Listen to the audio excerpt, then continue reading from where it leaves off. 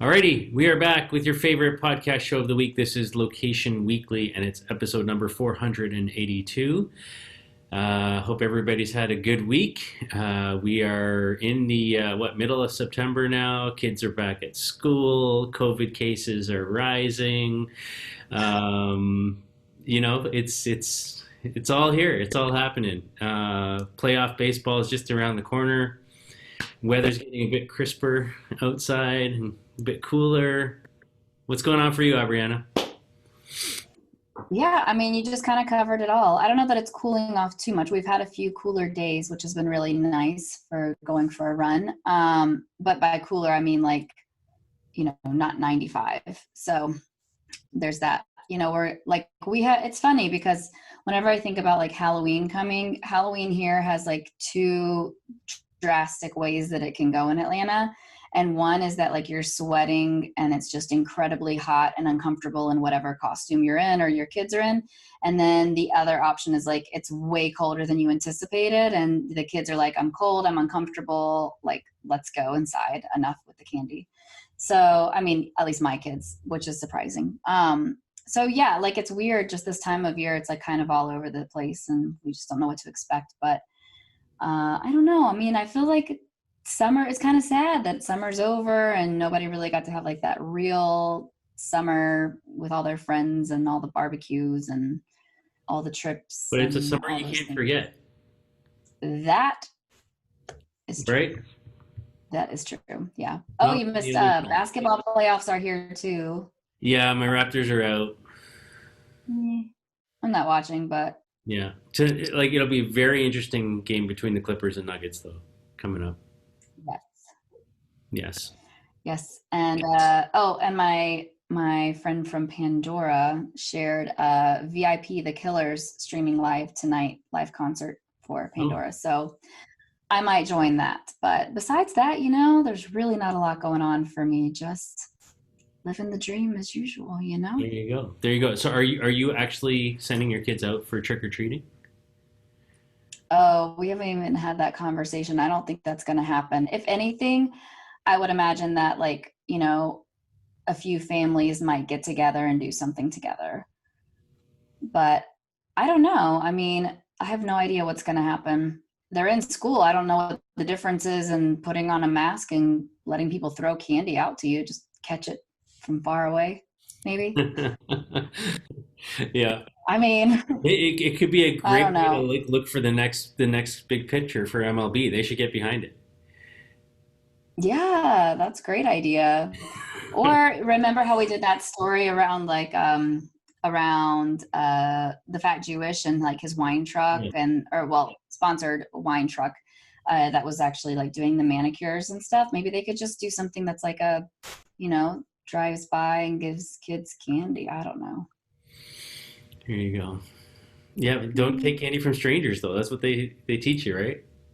I mean, isn't every neighborhood you go to, unless it's like your direct neighbors, strangers? All right. Okay. Well, we have a good show for you this week. Four stories to cover, a wide array of stuff, lots of things that cover interesting uses of location data. So I'll let Aubriana kick it off. Yeah, so a big announcement in the location playing space.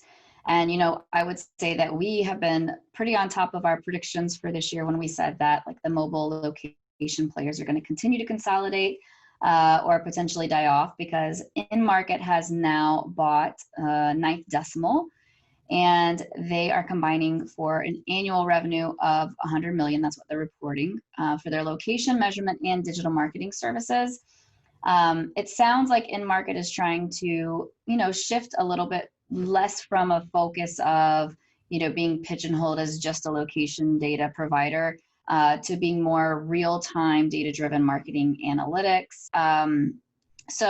We've seen now, if we think about all the ones we've seen this year, Foursquare merged with Factual, Place IQ acquired Freckle IoT, Xmode bought Location Sciences, location data assets. So who knows what else is going to happen before this year ends, whether Safegraph's got that's to do something. location. Was that? Safegraph has got to do something. Yeah, maybe. I mean, whether it's like location data players or Yeah. something else like, you know, crazy happening, aliens, was it like meteor gonna hit the earth right before the election, some crazy prediction like Something. that. Something. Trump will come up with something that will say, like, the election can't happen. It's anything is possible. Anyhow. Try and shock me. I dare you. Anyways. Uh, So what do you think about this acquisition? I think this is great. I think that there's the industry is maturing, like we've been talking about all year, and I think these are two very strong, stable players in the industry who've been around for a while. Very rich customer bases. Very well-established products and value propositions in terms of what they're doing. I mean, I think NinthDecimal, like for me, as a guy who prior to even doing the LBMA, 11 years now, I was in the Wi-Fi business, and at that time you had Boingo and Jywire, and NinthDecimal kind of came out of the Jywire, family of data. So I think there's this kind of rich heritage of players in our industry, and it's nice to see some of the bigger guys kind of come together and kind of really join up in different stables, and I think it also means that rather than seeing some of our companies fail because of changes in privacy or ways we collect data, I think being a little bit bigger, being a little bit stronger, also kind of puts some of these companies in a better position to compete with some of like the Facebooks of the world and the TikToks of the world from a data perspective, and from an ad revenue point of view. So so I'm quite sort of positive on the deal. I think that we're going to see more. I think there's players that are out there who haven't done their moves yet. And I'm glad to see that the NinthDecimal team are kind of staying on in senior roles. Michael Fordyce, who is the CEO at NinthDecimal, is joining as Chief Business Officer, and David Stoss, who we've known forever, is coming in as Chief Product Officer at InMarket. So I think it's not like, hey, they're just walking away from the business. They're really truly joining the businesses together, and the team together, and I think that's a real positive sign. Yeah. There you go. All right, so that's our first story. Second story, we'll shift over to Google now, and they're announcing a new platform called Orion WiFi. So I mentioned Wi-Fi in my heritage, but this is an interesting new product. They say it's really targeted at owners of stadiums, shopping malls, office buildings. So basically large venue Wi-Fi we're talking about here, and giving these property owners essentially a way to make money from customers who want to roam on their hotspots. And they've got 2 MVNOs already sort of signed up for this. MVNO, for those who don't know the term, is a mobile virtual network operator. And so they've got Google Fi and Republic Wireless are already on board with this. So basically, for those who don't know the Wi-Fi world, you can think back to Boingo and these kinds of things I mentioned before, but basically you've got all these networks out there, and then through partnership agreements and co-marketing agreements and these kinds of things that go on, you have the ability, if you have a subscription with one, in some cases you can roam onto other people's networks. You can use other people's networks without paying anything additional, and having single sign-on and things like that make it really easy to use. So they've got Google Fi and Republic Wireless already on board, as sort of partners in their network, and looking to add others. So yeah, it just enables for that easy access, and I think you're going to see a bunch of announcements in short order from some stadium operators. I'm aware of one already that I happened to be talking to on a completely separate account a few weeks ago that is going to be joining up with this, and I think you're going to see a bunch more as well. And I think it's just an interesting way for some of these folks to find, a new revenue stream coming off of the network and enabling roaming to happen across it. So I think it's interesting. I At the end of the day, I mean, I think it's a very limited market. Obviously, it's not like there's thousands and thousands and thousands of stadiums and these types of properties out there. And I think the commercial property industry, as we know, coming out of COVID, is going to be dealing with its own issues right now from office space and that type of thing. So I think finding new revenue streams becomes all the more important. Yeah, I agree. What's interesting to me is that, my question here is like, what does this look like, and what does this maybe mean for 5G? Does it mean nothing? Does it have anything to do with it? Do we think about how bigger locations like this may have considered plugging in 5G but decided not to, and now they're going to go this route instead? Or is this just, it could still work with 5G? I don't know the implications there, but that's interesting to me. I did have a friend that was, leading all the IoT initiatives with one of the top 4 carriers, telling me that, 5G is likely not going to be as big and taking over as a lot of people are predicting or hoping that it will be, but, it still will be making an impact, but that the Wi-Fi and like the wired aspect of things is not really going anywhere in the near future, which was interesting because, we've heard other stories as well.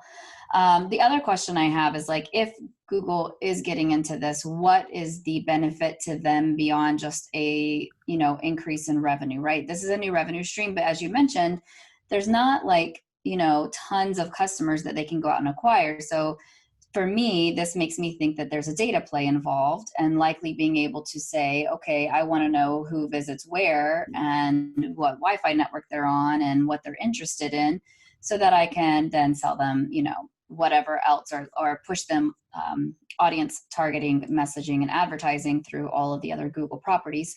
So that's my thought, is what the direction is, more based upon alternative ways to get location data and information, point of interest, visitation data that Google can use and leverage across all of their advertising, which is the money-making stuff that they do, right? So I don't know. It's interesting, but we'll see what the underlying motive is there at some point.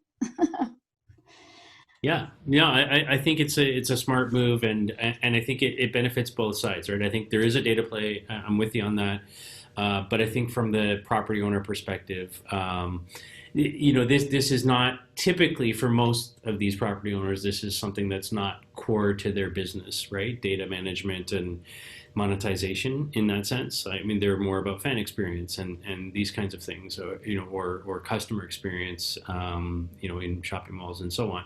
That being said, I think some of the bigger guys, like you look at the Westfields of the world and some of these types of folks, they do have their own technology, innovation labs and teams of people, and in some cases, in case of Westfield, like they're even building programs and building platforms and selling them to other shopping mall properties that don't have them. So I think there is some competition as well within the industry. So Yep, we'll see. Yeah. All right, so we love to talk about Burger King, and rather than discussing a creative and quirky campaign that they've rolled out once again, we're actually looking at Burger King brick and mortar location designs this time. So the company has designed this, what they're calling the Restaurant of Tomorrow. And this was done by the Restaurant Brands International in-house design team, that has a suite of different restaurants, obviously Burger King being one of them.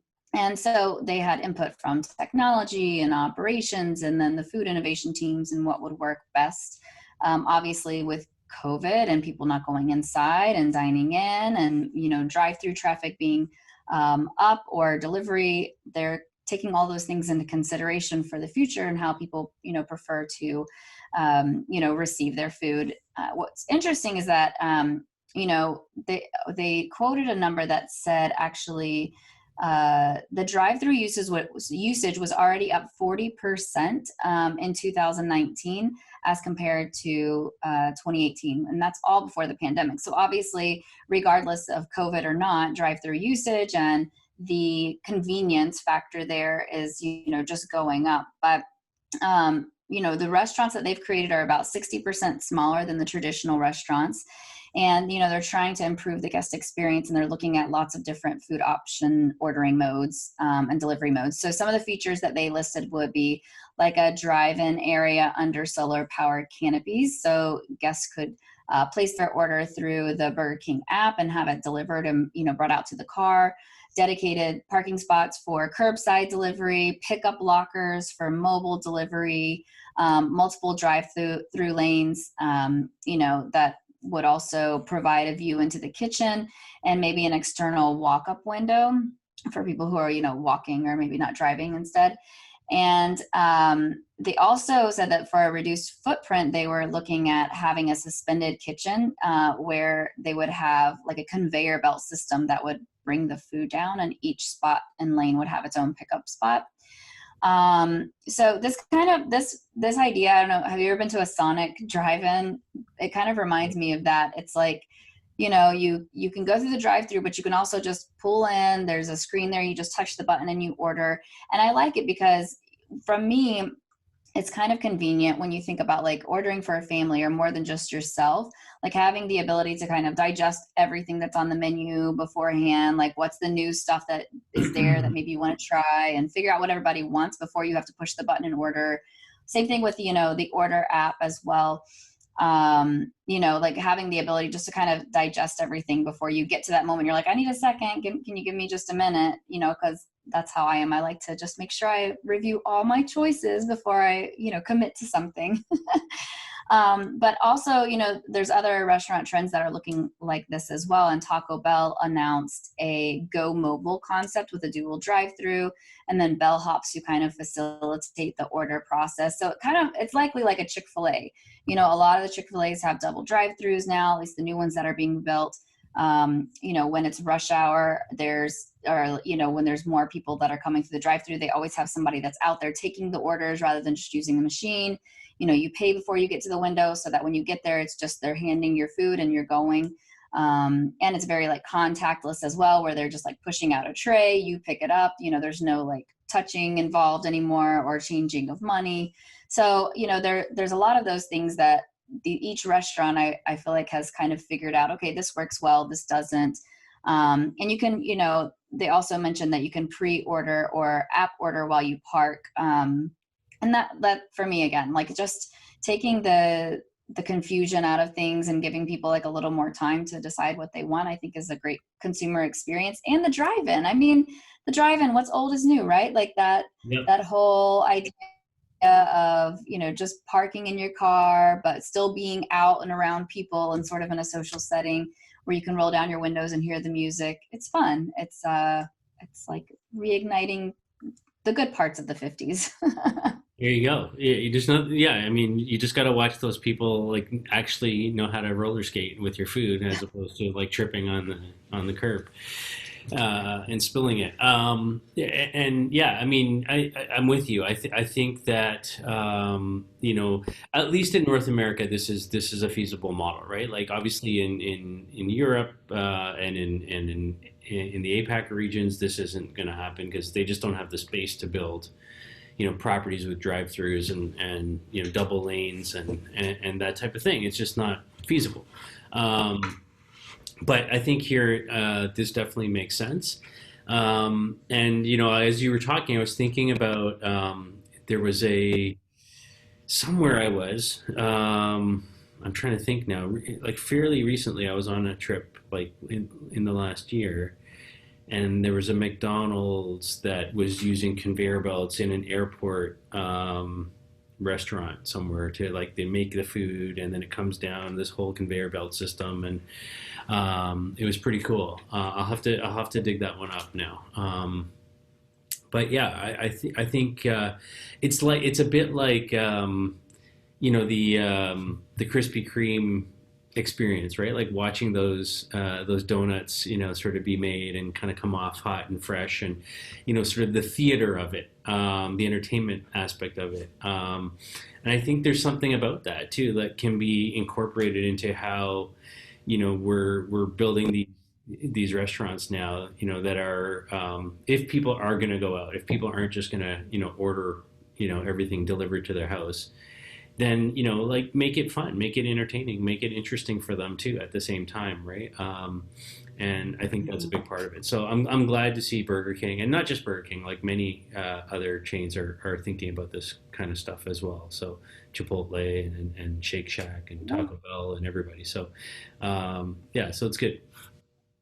All Okay. right. So our final story for this week is about now that we're in COVID and there's kind of all this online learning going on and whatnot, there's a story out there that education apps are selling your location data. And so somebody's done a bit of an investigation on this. Researchers from the International Digital Accountability Council looked at 496 education apps across 22 countries, and they found a lot of privacy issues with these services. Several apps are providing location data to third-party advertisers and collecting device ID data. And yeah, so it's happening. And when I first saw this story, like as somebody who's in the industry, as I'm sure you are, Brianna, like no big surprise here. I'm not, it's not like we don't know that this is happening. But I think for a lot of parents out there, for a lot of kids out there, for a lot of people, like the average, citizen who's just, all of a sudden now using online learning and educational tools that maybe they weren't using a few months ago, maybe is not so aware of that. And I think, my takeaway from this is that, yes, it's happening. It's happening at scale. There's monetization happening on this data. And that's the industry that we're all in.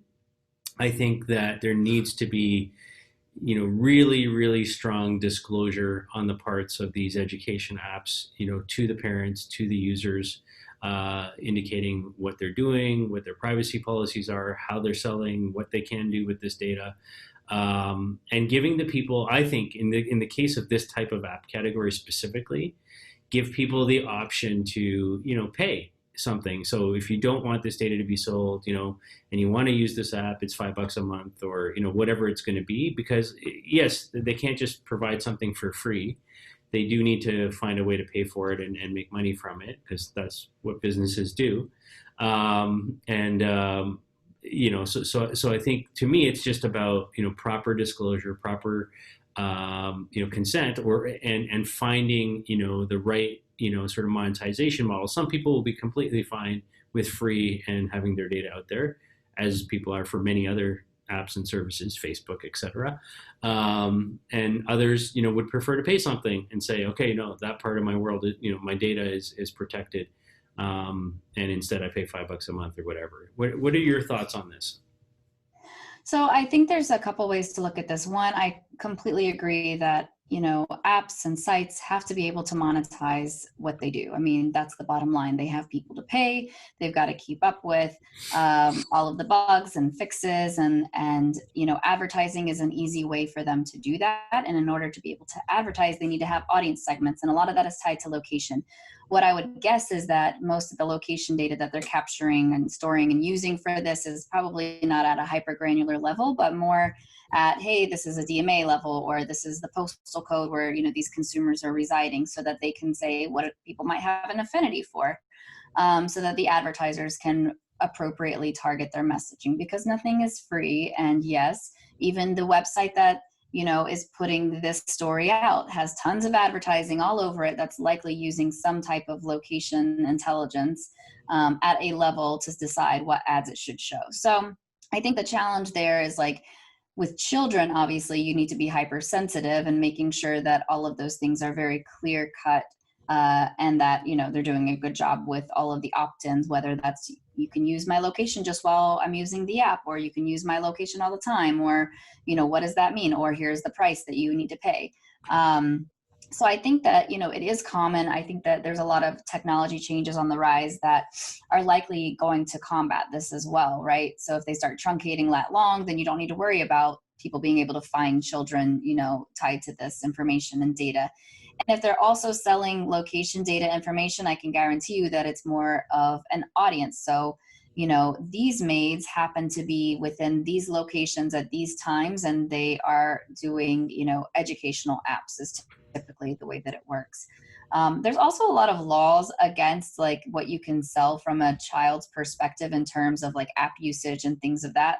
And so I would assume that they're going to get, penalized and in trouble if they're not following the rules. So, I'm not super concerned about it because those implications are in place. And, we know what's happening in the next few months between what Apple's doing and what's probably on the horizon for what Google's going to do in terms of how they address this. So I would say like, I'm taking it lightly at this point because things are changing. Yeah, you're right. It is changing, but I think specifically in this category, I think when people are looking for solutions, trying to find ways to get their kids educated online and seeking these types of platforms out, they may be unaware of kind of Mhm. what's normal in this industry, right? Yep. And I think so that to me it's just about disclosure. And I'll highlight the one story they mentioned in the article. They said one app called Shaw Academy, SHAW, was collecting location data and personal identifiers, sending it to third-party marketing firm Web Engage. In June of this year, Shaw Academy boasted that its online educational platform saw an eightfold increase since COVID lockdowns in usage. So between March and June. And most of its users are between 25 and 34. So it's not even little kids. Like these are like, university level, Yeah. and beyond. So yeah, I think it's everywhere. It's across the board, right? And I think we just need to be aware of it, and disclosure just needs to happen in a clean and efficient way. So there you go. So that's our show for this week. We thank you for listening and watching. Sorry if there was a little hiccup there in the middle. We lost our train of thought. Little technical issues today. But anyhow, you've been listening to episode 482 of Location Weekly. We thank you. Please reach out if you have story ideas for us, and if you have feedback or suggestions or criticism, let us know about that too. You can find us on all the social channels. We thank you, and we'll be in touch. Bye. Bye.